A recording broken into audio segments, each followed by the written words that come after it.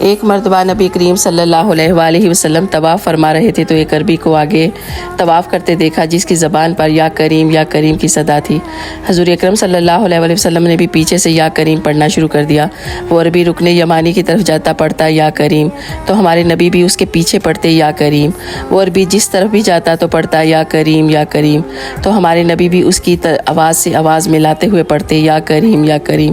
عربی نے جب ہمارے نبی پاک صلی اللہ علیہ وآلہ وسلم کی طرف دیکھا اور کہا کہ اے روشن چہرے والے، اللہ کی قسم اگر آپ کا چہرہ اتنا روشن نہ ہوتا تو آپ کی شکایت اپنے نبی پاک صلی اللہ علیہ وآلہ وسلم کی بارگاہ میں ضرور کرتا کہ آپ میرا مذاق اڑاتے ہیں۔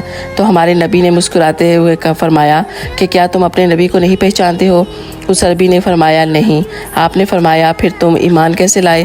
عرض کیا بن دیکھے۔ آپ نے فرمایا مبارک ہو، میں دنیا میں تمہارا نبی ہوں اور آخرت میں تمہاری شفاعت کروں گا۔ وہ حضور کے قدموں میں گر کر بوسے دینے لگا۔ سبحان